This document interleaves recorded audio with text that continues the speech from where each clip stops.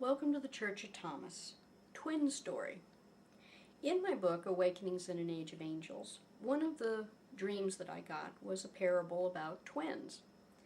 And I see it as an analogy of all close and deep partnerships, whether it's a friend that you can't live without, whether it's a partner, whether it's a spouse, or whether it is a biological twin. In Awakenings, the relationship was stressed. The one partner was tempted away by their own ego to abandon, basically, God's biggest gift, their mate. One of the reasons why in the marriage ceremony we say, "What God has joined, let no one put asunder." Here's the story.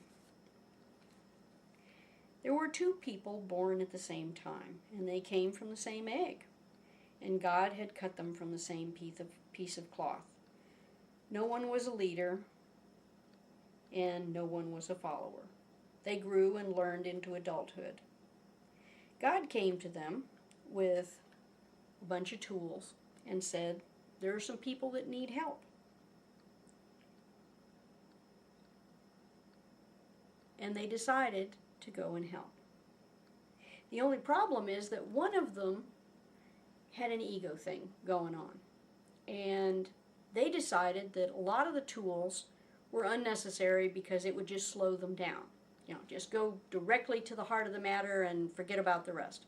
And when the other twin protested, they basically said, "Well, if you don't want to come, no problem." Well, as it turned out, the twin followed anyway.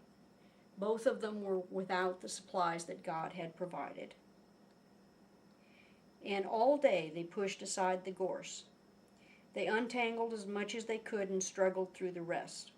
Gorse is a bramble that has curved, hooked talon claws that rip through flesh and clothing. By the time they got through this, they were sweaty and dirty.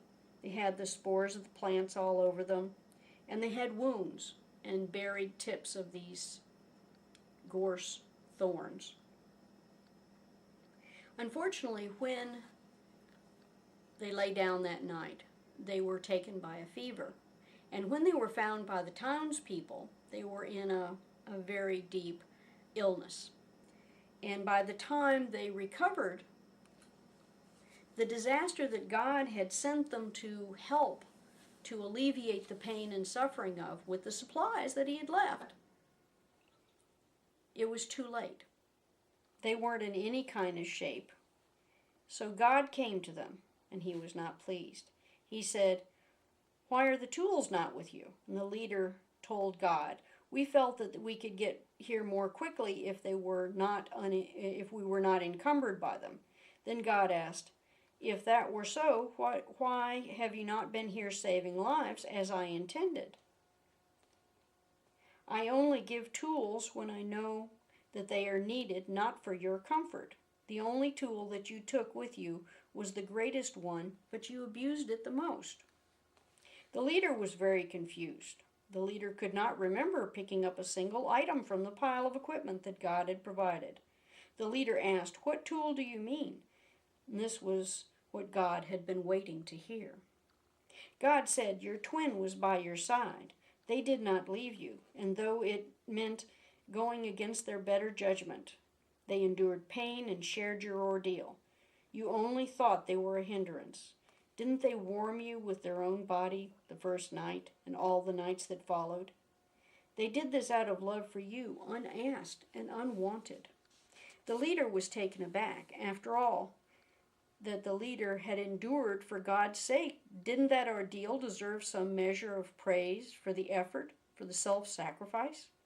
God knew the mind of the leader, and for the sake of the follower, God waited, because the twins were cut from the same egg, the same bolt of cloth. The leader finally said in a defensive manner, "I told my twin to stay home while I went on ahead. I did not ask them to suffer with me. They should have seen my resolve and allowed me to go alone on my chosen path." God was deeply saddened at the lack of understanding from the leader. The God said your twin would have suffered far worse from imagining you in danger than to endure the hardships at your side. It is you that holds the shame for rejecting my gifts. You caused unavoidable hardship to the one you should have cared for first. The love you withheld from your twin was also withheld from me. This is because your twin was the greatest gift I have ever given you.